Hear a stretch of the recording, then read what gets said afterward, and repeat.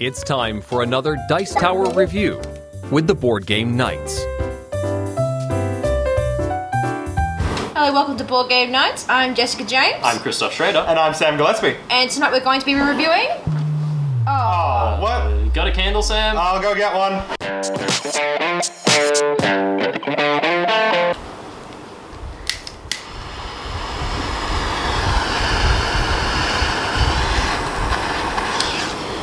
Tonight we're reviewing Power Grid, a 2 to 6 player game by Friedman Freese. It involves bidding, area control, and resource management. And I'm gonna go fix the power.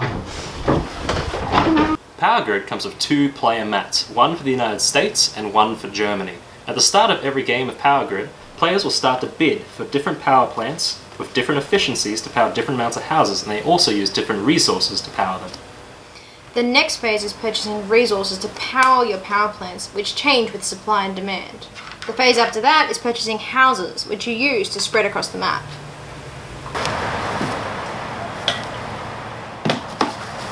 The next phase is called Bureaucracy, and arguably this is the most important phase in Power Grid.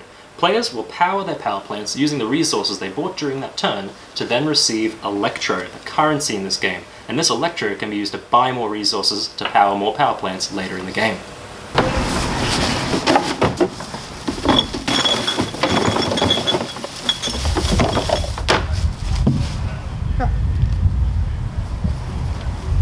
This round sequence continues until a player reaches a certain number of houses built, which ends the game. Immediately when the game is over, the player who wins is the one who can power the most houses at that point in time. Ties are broken by who has the most Electro left. Power's back on! Yay! Sam, we're back. What did I miss? Not much, we're heading into the review now. Excellent. So, I really enjoyed this game. Yeah, me too. did I loved it. Yeah. It's got a very fantastic auctioning mechanic. When you go to buy those power plants at the start, you can choose to auction other players' choices. So if they want a power plant, you can outbid them to try and get that power plant that they really want. On the other hand, you can also try and get people to buy the one that you're trying to buy to be Indeed, able to yeah. get the higher technology power Or plants you to come can be through. really clever and try Yeah. and push them to spend more of their money to get Yeah. that power plant. The problem with that is when you start pushing people up, they can decide they don't want that anymore, and you've got to pay that amount of money to get that Exactly. plant. Exactly.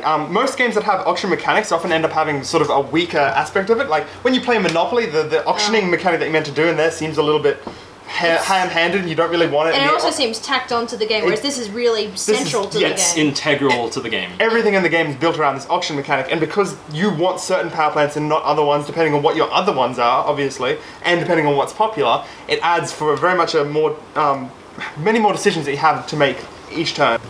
An important part about your power plants is trying to get ones with high amounts of houses that it powers. Yeah. Because you can always get ones with really, really good efficiency but low number of houses. So at the end of the game, even though you don't need to buy as many resources, if you can't power your houses, then, well, you've lost. That's why the renewables are really good. Yeah, Yeah. there's a good progression in the game that as the game goes on, you get more and more powerful power plants, and you have to throw out some of your old ones Yeah. because you can only hold 3 at a time, and that makes your decisions even more important. Indeed.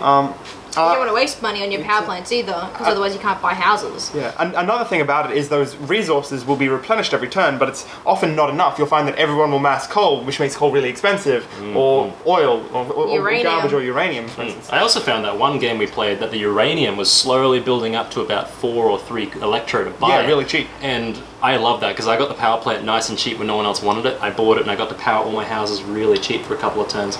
And it Boosting your also income, you also see suddenly people start buying the uranium plants because they suddenly want to be able to get that cheap uranium, but then it makes it more expensive again, so there's Yeah. all these influxes. Yeah, and another really nice thing about the game is that coming first isn't necessarily the best thing, because the turn order is determined by who's really coming last in the game. Indeed.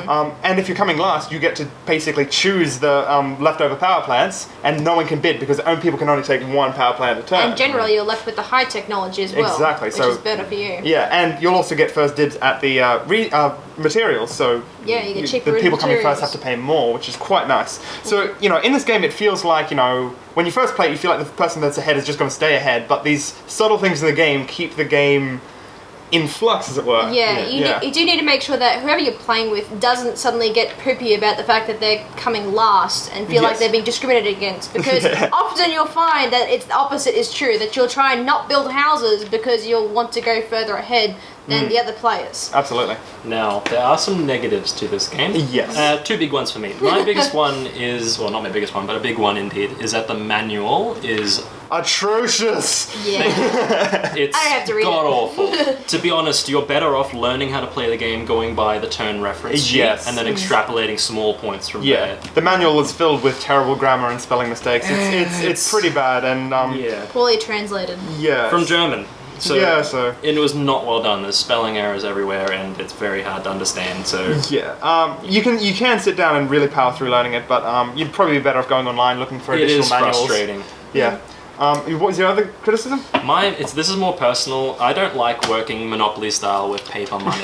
It is What's really, wrong with paper I money? love it! I hate it. Right? I'm so wealthy, I have all these monies. Okay, it's Don't give me more.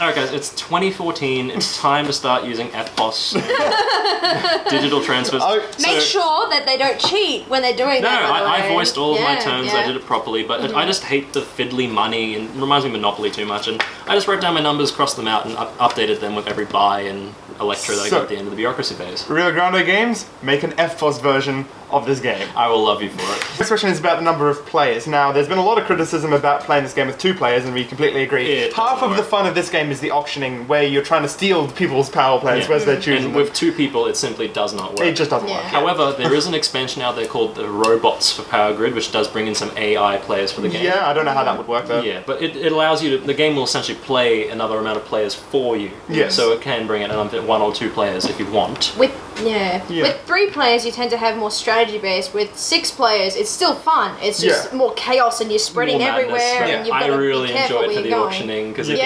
gets really dog eat dog. It does. Yeah, Yeah, absolutely. yeah. And the thing is that with the game, you have different areas of the map which you block off for different numbers of players. So when you have less players, there's less area. It's a bit tighter. So there's a nice aspect And there. it's also a good replay value because Yes, you've got very different good. playing spaces for Yeah. you. At its heart, this game is more or less an optimization problem where you're trying to look at the information you have and work out where do you get the best bang for your buck. And that's where the game really shines. And the game is very well designed for that optimization problem, that every time you play it, you've got to do things differently. You've got to look at things. You've got to predict what other things are going to happen. Hands down, it's just a very interesting game. Yeah. We hope you enjoyed our review of Power Grid. We'll see you next time here with the Board Game Nights here at the Dice Tower. Oh, Christ. Sam, did you pay the power bill? Yes? Recently, No?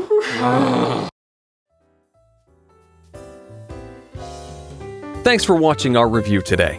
For more information about board games, as well as the #1 board game audio podcast, check out Dicetower.com for reviews, interviews, and more. I'm Eric Summerer, and you've been watching The Dice Tower.